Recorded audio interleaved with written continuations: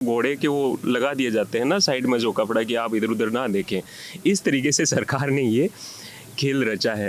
तो मुद्दे वही हैं, सब कुछ वही हैं, लोग बदलते हैं, लेकिन हम लोग ठेकेदार बदलते रहते हैं, पर उनसे काम करवाना कब सीखेंगे मुझे नहीं पता। नमस्कार, इस वक्त मौजूद हैं हम जवाहरलाल नेहरू यूनिवर्सिटी में। अलग अलग जगह के लोग यहाँ मौजूद हैं, राजस्थान से हैं सर, आपने बताया। हाँ, चुनाव चल रहे हैं, यूथ हैं आप, क्या मुद्दा है आपका? देखिए ये जो यूनियन इलेक्शन है, इसमें चीज़ें जो होती हैं दोनों तरफ से मैटर करती हैं। एक टॉप टू डाउन जाता है, जो नैरेटिव जाता है, और एक जो वोटर्स का जो माइंड सेट होता है कई बार डाउन टू टॉप भी आता है। तो मैं राजस्थान से आता हूँ, पर्टिकुलरली मेरा स्टेट तो ऐसा है कि अगर असेंबली इलेक्शंस देखे जाएं, स्टेट असेंबली इलेक्शंस, तो हर 5 साल में हम सरकार बदल देते हैं, चाहे कोई कुछ हाँ, चाहे कोई कुछ भी कैसा भी करे। लेकिन लोकसभा चुनाव में ये देखा गया है कि वहाँ पे उस पैटर्न को ब्रेक नहीं कर पा रहे हैं हम लोग। 2014 के बाद से 14-19 में कांग्रेस को बुरी तरीके की हार मिली थी वहाँ पे। लेकिन इस बार चीज़ें बदलती हुई नज़र आ रही हैं। मैं भी था राजस्थान चुनाव में, कुछ मतलब पॉलिटिकल कंसल्टिंग में काम कर रहा था, अभी आया हूँ। तो मैंने कुछ चीज़ें ऑब्जर्व करी हैं कि राजस्थान का जो राजस्थान को बेसिकली हम देखें 4 रीजन्स में, सब रीजन्स में डिवाइड करते हैं। तो जो मारवाड़ का रीजन है, वहाँ पे अभी भी बीजेपी का एक स्ट्रॉन्ग होल्ड है सेंटर की तरफ। लोग मोदी की तरफ रुख करते हैं कि सेंटर में भी हम मोदी को चाहते हैं। लेकिन मैं जिस रीजन से आता हूँ, मेरा है शेखावटी, ईस्टर्न राजस्थान। तो वहाँ पे अभी सीनेरियो कुछ बदला है। वहाँ पे एक तो है कि लेफ्ट का थोड़ा डोमिनेंस है। दूसरा, कांग्रेस इस बार अच्छा परफॉर्म कर रही है। गोविंद सिंह डोटासरा हैं, और तो गोविंद सिंह डोटासरा जी हैं, तो उनके नेतृत्व में, और उधर से ये सचिन पायलट का भी जो यूथ है उनको काफ़ी सपोर्ट मिला है। सचिन पायलट को यूथ काफ़ी सपोर्ट। हाँ, यस। तो वहाँ पे डायनेमिक्स ऐसे हैं कि हम ये एक्सपेक्ट कर रहे हैं 7 से 8 सीट। जो 3 सीट हम शेखावट से एक्सपेक्ट कर रहे हैं, सीकर, चूरू और झुंझुनू की सीट, और बाकी जो हाड़ौती वाला रीजन है, सदर्न राजस्थान है, उसमें से 2 या 3 सीट हम एक्सपेक्ट कर रहे हैं। वेस्टर्न राजस्थान से 1 या 2, इतना ही। तो टोटल मिला के 6 से 7 सीट हम लेके चल रहे हैं। इस बार उस चीज़ को हम ब्रेक करेंगे शायद। अभी तक के यही इनपुट्स हमें मिल रहे हैं। मुद्दों की बात करें तो मुद्दे तो यही हैं कि अब देखिए, जो राजस्थान है वो क्या है कि डेवलपमेंट को ख्याल में रखता है। हर बार कोई भी सरकार कुछ भी करे, लेकिन उनको कुछ बेहतर की उम्मीद होती ही होती है। तो इस बार वो जो नैरेटिव है वो ग्राउंड में हमें दिखा है। तो उसकी वजह से यूथ चाह रहे हैं कि भाई अगर एक नया अल्टरनेट हमें मिलता है तो हो सकता है कि पिछले 10 साल से बेहतर कुछ चीज़ें हमें देखने को मिलें, रोज़गार में या फिर डेवलपमेंट में। रोजगार की बहुत कमी है, ये जी, कोई नई इंडस्ट्री भी नहीं हाँ लगी है सब। हाँ, ये तमाम सारी समस्याएं हैं राजस्थान में। तो इन्हीं चीज़ों को देखते हुए इस बार शायद वो जो पहले का जो कांग्रेस का टैली था वो बढ़ेगा जी। और इंडिया गठबंधन के बारे में क्या? देखिए, इंडिया गठबंधन, मेरा जो पर्सनल ओपिनियन है और जो ग्राउंड पे हमने ऑब्जर्व किया है वो ये है कि कई बार ऐसा होता है कि धरातल पे हम जब देखते हैं तो जो लेफ्ट है और जो कांग्रेस है उसमें एक प्रॉपर सिंक नहीं बन पाता है। लेकिन इस बार वो सिंक बनता हुआ दिख रहा है नीचे। तो हाँ, तो अगर हम पॉलिटिकल उसके स्ट्रक्चर की बात करें, इंडिया अलायंस की, अगर वो लोग मेंटेन कर जाते हैं ये चीज़ बनाकर चलने वाला एक सिंक बना के रख लेते हैं वो, तो ये सक्सेसफुल हो सकता है। लेकिन बहुत सारे लोगों में कन्फ्यूजन भी है कि सरकार अगर आई अगर गवर्नमेंट में तो कितने दिन टिकेगी। कंफ्यूजन बहुत ज़्यादा है। अच्छा, बहुत बेहतर तरीके से आपने हमें समझाया। ये राजस्थान से हैं, ये बिहार से आप बिलोंग करते हैं। आप बताइए, आपके एरिया का क्या हाल है, क्या लगता है? मेरा मानना है यहाँ कि पे हवा बहुत बदली हुई नज़र आ रही है इस बार। हाँ, मेरा मानना है कि जो 2024 का जो इलेक्शन है वो बिहार में मेनली बेरोजगारी और गरीबी पे आधारित है। बिहार में इस बार नहीं, मुझे लगता है कि रिलीजन का कोई बड़ा इशू है। तो बेसिकली हम देखते हैं कि बिहार में परीक्षार्थी बहुत परेशान रहते हैं। परीक्षा देने से पहले पर्चा लीक हो जाते हैं। तो ऐसे बहुत बड़े इशू है जो सामने जनता के बीच में आ रही है, और राजद इस पर बहुत गहरी मंथन से काम कर रही है ताकि बिहार के युवाओं के लिए अच्छी रोज़गार मिले, अच्छी शिक्षा मिले, ताकि वो गरीबी से मुक्त हो। तो मुझे लगता है कि इस बार का चुनाव काफ़ी दिलचस्प है बिहार में। और राजद इसको चेहरा देखते हैं, क्योंकि देखिए वहाँ पे जिस तरीके की पॉलिटिक्स हम दे रहे हैं, नीतीश कुमार अब बीजेपी में चले गए, उनकी वजह से इंडिया गठबंधन बना था। आपको क्या लगता है? नीतीश कुमार तो इतिहास ही उठा के देख लीजिए, वो स्टार्टिंग से ही पलटू चाचा के नाम से जाने जाते हैं बिहार में। तो मुझे लगता है कि इस बार तेजस्वी यादव काफ़ी अच्छा चेहरा माना जाता है। तेजस्वी यादव 2025 इलेक्शन की तैयारी। हाँ, 2025 इलेक्शन की तैयारी कर रहे हैं, और 2024 में भी माना जा रहा है कि जैसे राहुल गांधी उतना इन्फ्लुएंस बिहार में नहीं कर रहे, लेकिन तेजस्वी यादव ज़्यादा इन्फ्लुएंशियल है। इसी कारण मुझे लगता है कि बिहार में तेजस्वी यादव अच्छे काम कर पाएंगे और युवाओं के लिए अच्छे उज्जवल भविष्य के लिए सोच पाएंगे वो। आपको क्या लगता है सर, आप बताइए। आप भी बिहार से हैं? हाँ जी, मैं भी बिहार से हूँ, और मुझे लगता है कि जो बातें रजनीश ने कही सारी ग्राउंड रियलिटी हैं, और ये सामने देखने को मिल रही हैं कि जिस तरीके से लोग आरजेडी के सपोर्ट में, वहाँ की जो स्थानीय पार्टी है वहाँ की आरजेडी, और एनडीए के और भी था लोगों का ओरिएंटेशन, लेकिन जब से नीतीश जी ने पलटी मारी है तब लोगों का जो आस्था था नीतीश जी से वो थोड़ा सा अलगाव की ओर बढ़ गया है, उतना ज़्यादा जुड़ाव नहीं देखने को मिल रहा है। तो अब रिलीजन, जैसा कि इन्होंने कहा कि अब रिलीजन एक मुद्दा बन के नहीं रह गया है। अब यूथ जो है ज़्यादा फोकस कर रहा है कि हमें एम्प्लॉयमेंट चाहिए, हमें जॉब सिक्योरिटी चाहिए, हमें हेल्थ इंफ्रास्ट्रक्चर वहाँ पे चाहिए, स्कूल्स चाहिए, colleges, buildings and industries main issues हैं बिहार की। आपको पता होगा कि माइग्रेंट लेबरर्स वहाँ से ज़्यादा निकलते हैं, तो इंफ्रास्ट्रक्चर को सेटअप करने का ज़्यादा ध्यान दिया जाए। जैसा कि तेजस्वी यादव बात करते हैं कि हम इंडस्ट्रीज़ को सेटअप करेंगे, तो मतलब मिला लगता है ये सिर्फ बातें या सच में कुछ काम होगा? क्योंकि काम तो बिहार में सरकारें तो रही, काम लेकिन कुछ नज़र नहीं आता। देखिए, एक तो मुझे लगता है कि जो सरकार जो है वो फोकस नहीं कर पा रही है इन सब चीज़ों पे, क्योंकि इलेक्शन के टाइम तो ये बातें करते हैं कि मैं ये कर दूंगा वो कर दूंगा, बट फाइनली हमें देखने को मिलता है कि मुद्दा भटका दिया जाता है। लेकिन मुझे ऐसा लगता है कि बिहार सरकार के पास अभी भी बहुत सारी ऐसे पोटेंशियल जगह हैं, ज़मीनें। आप जैसे कि एग्जांपल में आप डिहरी ऑन सोन का डालमिया नगर आप ले लें, तो वो इतनी बड़ी वहाँ पे इंडस्ट्री थी, वो सालों साल तक चली, पूरा बिहार के इंडस्ट्री को, बिहार के इकोनॉमी को बूस्ट किया, अच्छे तरीके से सारा कुछ संभाला। अब देखिए वहाँ ताला लगा हुआ है। तो गवर्नमेंट को सोचना चाहिए कि जो रिसोर्सेज हैं हम उनका सही इस्तेमाल कर पाएँ, और जो रिसोर्सेज ठप पड़ी हुई हैं, मतलब जिनका पूर्ण तरीके से इस्तेमाल नहीं हुआ है, उनको वापस से लाया जाए और उसका सही तरीके से इस्तेमाल हो और यूथ की ओर देखा जाए।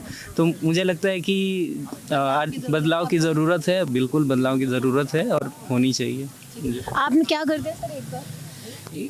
क्या अभी आप यहाँ पे क्या कर रहे हैं जेएनयू में? जेएनयू में मास्टर कर रहे हैं। आप? मैं भी मास्टर्स कर रहा हूँ, मास्टर्स इन सोशियोलॉजी कर रहा हूँ। मेरा ये सेकेंड सेमेस्टर अभी ख़त्म हुआ है हमारा, और थर्ड स्टार्ट होने। जेएनयू की बात करें तो जेएनयू पे एक बहुत बड़ा सवाल है कि वहाँ के जो स्टूडेंट्स हैं वो एंटी नेशनल हैं, टुकड़े टुकड़े गैंग का हिस्सा है। ये सवाल का जवाब मैं आपसे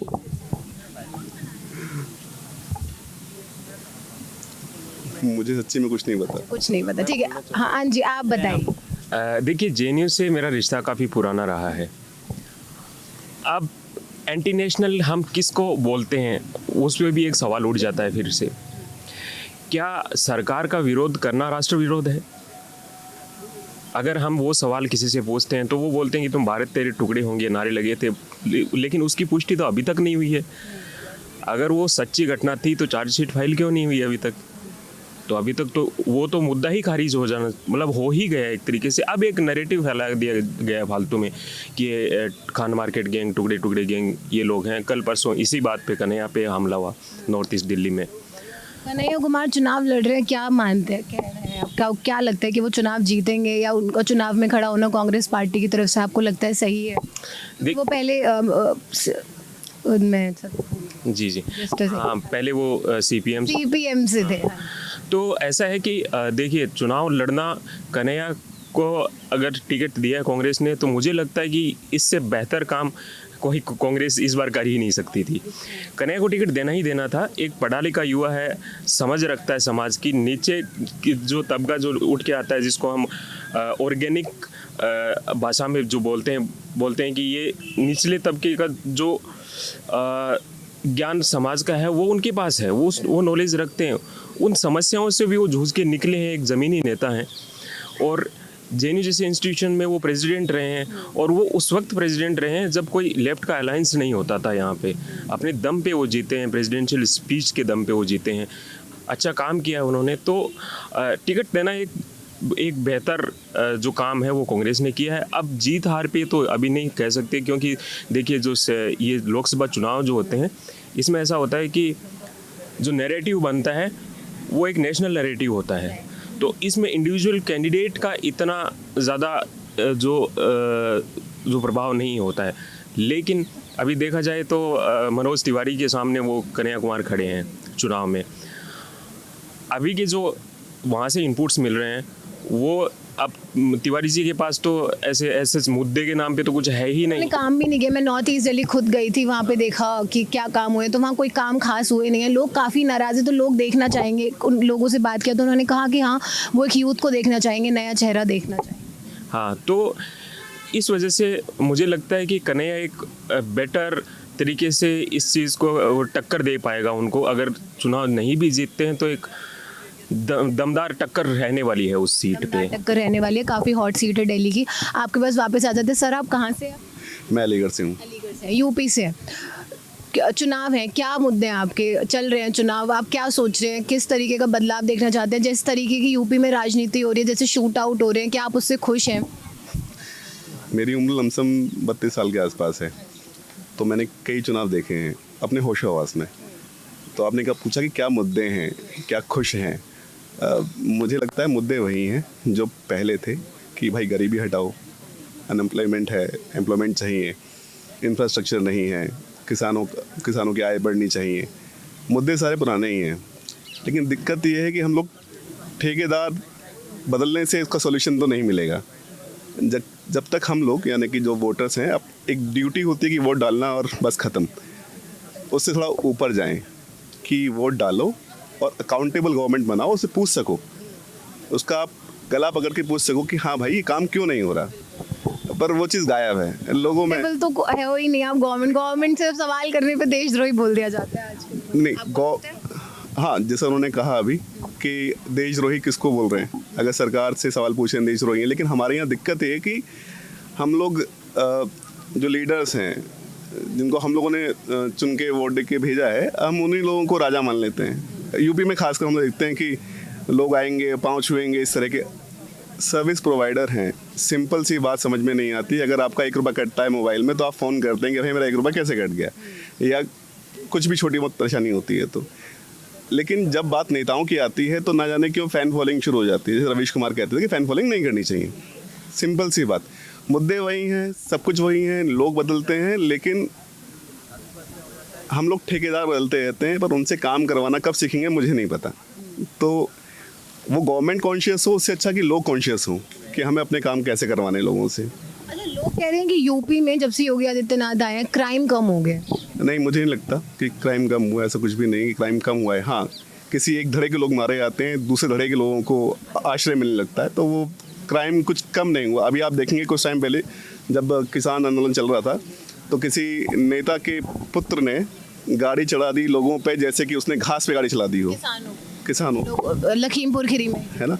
तो इतना इनसेंसिटिव शायद पहले कभी इंसान ना रहा हो। तो कहना कि कुछ नहीं बदला है। हाँ, कुछ नहीं बदला है। इंडस्ट्री लग रही है वहाँ पे। हाँ, इंडस्ट्री कहूँ तो मुझे लगता है कि कुछ इंडस्ट्रीज लगी हैं, लेकिन उससे नुकसान ज़्यादा है। जहाँ पे रिहायशी इलाके हैं वहाँ पे ऐसी इंडस्ट्री जैसे सीमेंट फैक्ट्री हो गई, और ख़ास कर सीमेंट फैक्ट्री का होना, क्योंकि जहाँ मैं रहता हूँ एक गांव है कासिमपुर, तो मैं रामपुर गांव का रहने वाला हूँ। तो वहाँ पे पहले से ही 10 साल 85 साल पहले से एक पावर प्लांट है। तो उसकी फ्लाई ऐश का इस्तेमाल करने के लिए आसपास काफ़ी ज़्यादा सीमेंट की फैक्ट्रियाँ अब लगाई जा रही हैं। लेकिन चक्कर ये है कि वो रिहायशी इलाके के इतने पास है कि लोगों को परेशानियाँ हो रही हैं इवन जो फसलें होती हैं वो भी ढंग से ग्रो नहीं कर पा रही हैं। तो कहें कि विकास किस कीमत पे, परेशानी इस बात की है। विकास की कीमत बहुत बड़ी है आपको, अगर ज़रा भी विकास हो रहा है तो उसकी कीमत बहुत बड़ी है। मतलब आपके पास ऑप्शंस हैं, लेकिन आप अब जैसे हम लोग कल बात कर रहे थे कि झारखंड के लोगों के पास अगर मिनरल्स बहुत हैं, लेकिन आप देखिए पॉवर्टी वहाँ बहुत है। तो आप एक्सप्लॉइट करते हैं, ओवर एक्सप्लॉइट करते हैं, लेकिन आप करते क्या हैं ऑन ग्राउंड? ना वहाँ पे एजुकेशन प्रोवाइड कराते हैं, ना इंफ्रास्ट्रक्चर प्रोवाइड कराते हैं, आप जस्ट दीमक की तरह हो जाते हैं। तो वो खलता है। ये है युवा की आवाज़। इस वक्त जेएनयू में हम मौजूद हैं, यहाँ पे युवा हैं, इनसे बात कर रहे हैं। जैसे बात किया, अलग अलग राज्य से हैं, अलग अलग स्टेट से हैं, इनसे बातचीत करके समझने की कोशिश कर रहे हैं कि मुद्दे क्या हैं। क्योंकि जब हम सड़कों पे जाते हैं, लोगों से बात करते हैं, तब उनका कुछ अंधभक्त बहुत हो गए। उस पर आप क्या कहना चाहेंगे? जी, अंधभक्तों का तो ऐसा है कि मतलब कह रहे हैं कि मोदी की गारंटी, मतलब कुछ भी हुआ, सीएसके अगर फाइनल में जीतता है या आरसीबी अगर फाइनल में आईपीएल में जीतता है तो किस लिए जीता है भाई? तो मोदी जी हैं इसलिए जीतता है। तो इस लेवल की अंधभक्ति हो गई है। लोगों को समझना चाहिए, अपना कंसेंसस खुद का अप्लाई करना चाहिए। जो चीज़ें जहाँ सही हैं वहाँ उसको सही साबित करना चाहिए, और जो चीज़ें गलत हैं वैसे ही उस मतलब उसको वहाँ गलत साबित करना चाहिए या बोलना चाहिए। तो लोगों को मतलब पर्टिकुलर उस लोग या पॉलिटिकल लीडर के खिलाफ ठीक है, आपका सपोर्ट है या आप आस्था रखते हैं, लेकिन थोड़ा सा कंसिस्टेंस रखनी चाहिए। ऐसा नहीं, आप ह्यूमन हैं तो ह्यूमन की और एनिमल में डिफ्रेंशिएट यही करता है कि आपके पास कंसिस्टेंस है। आप सोच सकते हैं, आप डिसीजन सही तरीके से ले सकते हैं, आप सोसाइटी के पार्ट हैं। तो उस तरीके से देखता हूँ मैं कि लोगों को थोड़ा सा कंसिस्टेंस बनाए रखना चाहिए और सही की ओर बढ़ना चाहिए। अच्छा, अनभक्त की, जब हम अनभक्तों की बात करते हैं तो उनके पास जो ज्ञान है वो बहुत ज़्यादा मिस इन्फॉर्मेशन उनके पास पहुंची हुई है थ्रू व्हाट्सएप और थ्रू मीडिया। मैं बोलना ही चाह रही थी कि जो नेशनल टेलीविजन, जो मीडिया चैनल्स हैं, उन्होंने बहुत ज़्यादा माहौल को खराब कर रखा है। हाँ बिल्कुल, ये सही है, लेकिन युवाओं को सोचना चाहिए कि हम किस वे में ज्ञान ले रहे हैं। ज्ञान सोशल मीडिया के थ्रू नहीं लिया जाता है, ना ही किसी दूसरे व्यक्ति से सुने हुए ज्ञान। खुद आप कॉन्शियसनेस माइंड से आप सोचिए कि हम ज्ञान कहाँ से अर्जित कर रहे हैं, किस मीडिया पे हम पढ़ रहे हैं, क्या पढ़ रहे हैं, उस तरीके से ज्ञान होता है। जैसे आप एक सवाल है कि क्राइम बढ़ रही है, आप एनसीआरबी रिपोर्ट देखिए ना, रिपोर्ट देख करके आप कह सकते हैं कि ना रिपोर्ट बताती है कि क्राइम बढ़ रही है या घट रही है। ठीक उसी तरह विकास कहने से नहीं होता है, विकास दिखना भी चाहिए। भारतीय जनता पार्टी की सरकारें बोलती कि मैंने विकास किया, लेकिन विकास का ढांचा तो टूट चुका है। युवाओं त्रस्त हो चुके हैं बेरोजगारी से, उनको रोटी कपड़ा और मकान चाहिए, ना कि धर्म का झंडा उठा लेने से सरकारें चलेगी। और ये सरकारें का मुद्दा जो है वो शॉर्ट टर्म के लिए है। युवाओं के लिए सबसे बड़ा मुद्दा है रोज़गार, और रोज़गार ही सरकार नहीं जब प्रोवाइड करवाएगी तो वहाँ रोटी कपड़ा मकान कहाँ से प्रोवाइड किया जाएगा उसको। बहुत सही बात बोली आपने। जैसे इन्होंने एनसीआरबी डेटा की बात की, डेटा पे कोई यकीन ही नहीं कर रहे। लोगों से मैं बात करती हूँ, कहते हैं डेटा फेक है। देखिए टेम्पर कर दिया, हाँ वही ना, एक वही होता है कि ह्यूमन साइकी के साथ एक लंबे समय तक खेला जाता है। जैसे 10-12 साल का टाइम हो गया है, तो इस लंबे पीरियड में क्या हुआ है कि हमारी सोचने की शक्ति को ही मारा गया है धीरे धीरे। तो अब जो कुछ लोग, जो मैं स्पेसिफिकली ये नहीं बोलूँगा कि यूनिवर्सिटीज़ में पढ़ने वाले लोग ही सोच पाते हैं। एक गांव में जाइए, चाय पे बैठे हुए एक बूढ़ा आदमी है, वो एक बेहतर तरीके से एक्सप्लेन कर सकता है चीज़ें, उसके पास वो तार्किक क्षमता है। लेकिन आज के युवाओं के साथ क्या हुआ ना, बहुत सारे लोगों के पास, मैक्सिमम ऑफ द पीपल, उनके साथ क्या हुआ कि फेसबुक, व्हाट्सएप ये पहुँचा है। अब एक बड़ा जो पैसा है वो सोशल मीडिया पे लगाया गया है एक प्रचार पे, तो आपके दिमाग को इस तरीके से जकड़ लिया गया है, जो फेक इन्फॉर्मेशन है, जो सरोगेटेड इन्फॉर्मेशन है, उसके जाल में, कि आप सोच ही नहीं पा रहे हैं दूसरे एक डायरेक्शन में। जैसे रोड पे चलते हुए वक्त जो घोड़े के वो लगा दिए जाते हैं ना साइड में जो कपड़ा, कि आप इधर उधर ना देखें, इस तरीके से सरकार ने ये खेल रचा है। तो इसमें इसलिए लोग डेटा पे भी अब यकीन नहीं करना चाहिए। आप डेटा की बात करेंगे, लोग आपको खारिज कर देंगे, 1 सेकंड में डेटा ही गलत है, फिर आप क्या बोलोगे उनके सामने? तो इसका सामने डेटा रखो भी तो कहते हैं वो पार्टियों ने कर दिया है, आप नहीं समझते। एग्जैक्टली तो इसका वही राइट, ऑपोजिशन की चाल। या फिर ये इंटरनेशनल इसमें हाथ हैं और दूसरे स्टेट और नॉन स्टेट प्लेयर्स हैं इसके अंदर, तो गवर्नमेंट ही कर रही है बस, लेकिन बाहर वाले लोग खराब कर रहे हैं। जब उनसे हम बात करते हैं हंगर इंडेक्स की, बोलते हैं नहीं सरकार तो दे रही है 80 करोड़ लोगों को राशन। मैं बोलती हूँ 80 करोड़ को जब राशन देना पड़ रहा है, इसका मतलब आप ये देखो हालत कितनी खराब है, उनके पास खाने को पैसे भी नहीं है। आप काफ़ी टाइम से जेएनयू में हैं, 5 साल या 10 साल पहले भी जब इनकी सरकार नहीं थी, 10 साल पहले भी, तो यहाँ ठेला लगता था, वो ठेला आज भी लगता है। उससे पूछे उसके जीवन में कुछ बदलाव आया है क्या रियल में ऑन ग्राउंड, तो आपको मालूम पड़ेगा कि शायद वो वही काम कर रहा है अभी भी। काम तो वो वही कर रहे थे, लेकिन उनका बदलाव का कहना ये होता है कि 370 हटा दी, लेकिन देश तो तरक्की कर रहा है ना। 370 हटाने का मतलब ये है कि आपने एक ज्योग्राफी पे लगा हुआ एक फाउंडेशन हटाया, लेकिन क्या वहाँ के लोगों से पूछा आपने, क्या वहाँ के लोगों की सहमति थी? क्योंकि आप किसी टेरिटरी पे, मतलब आप राजा नहीं हैं, आपकी प्रजा नहीं है, डेमोक्रेसी है, वोटिंग है, आपके पास राइट्स हैं। अगर आप सबके राइट्स छीन के तब आप कुछ ऐसा काम करते हैं, तो क्या आपको लगता है कि वहाँ पे केओस को कब किया जा सकता है? केओस मचेगा, वहाँ पे रिपोर्टिंग नहीं हो रही, इसका मतलब ये नहीं कि वहाँ पे कुछ नहीं हो रहा, हलचल तो है। हलचल तो है। राम मंदिर बना दिया कहते हैं ऐसे। देखिए वो एक मुद्दा लाई थी बीजेपी, जिसके दम पे 2 चुनाव बीजेपी ने जीते। अब राम मंदिर बना के दे दिया है लोगों को, लेकिन ये जो चुनाव है ये उस मुद्दे पे नहीं जीता जाएगा, क्योंकि वो बन चुका है। अब क्या है, तो ये जो राम मंदिर जो बना है बहुत अच्छी बात है भाई। किसी एक डोमिनेंट रिलीजन है, एक बड़ा रिलीजन है, उसके लिए, उसकी आस्था के लिए कुछ काम किया है सरकार ने, बहुत अच्छी बात है। लेकिन जिस तरीके से राम मंदिर बनाया उसी तरीके से एजुकेशनल इंस्टीट्यूट खोलो, हॉस्पिटल्स बनाओ, इंफ्रास्ट्रक्चर को डेवलप करो, ताकि एक छोटे से छोटे गांव में रहने वाले एक जो स्टूडेंट है, जो बड़ी बड़ी यूनिवर्सिटीज़ तक नहीं पहुंच पा रहा है, उसको भी वो एजुकेशन मिले, वहां तक वो स्वास्थ्य सुविधाएं उसको मिले, वो इंफ्रास्ट्रक्चर भी उसको मिले कि वो आगे बढ़े।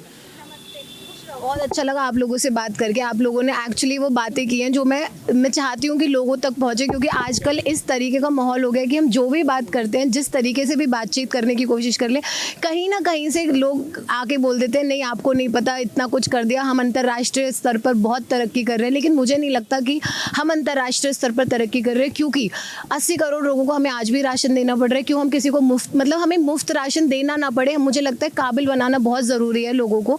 और हम जिस तरीके का हमारे देश में इस वक्त हालात है, जैसे रोजगार, युवा के पास रोजगार नहीं है, सरकारी नौकरियां नहीं है, नहीं निकल रहे हैं, लेकिन लोगों के मन में एक तरीके से ये भर दिया गया है मीडिया के माध्यम से भी और व्हाट्सएप के माध्यम से भी कि उन तक सही इन्फॉर्मेशन नहीं पहुंच रही है। आपका इस वीडियो पर क्या कहना है? ये है जेएनयू का यूथ जिससे हमने बातचीत की, समझने की कोशिश की, अलग अलग स्टेट के लोग हैं। आपका इस पर क्या कहना है? कॉमेंट सेक्शन में ज़रूर बताएं। धन्यवाद।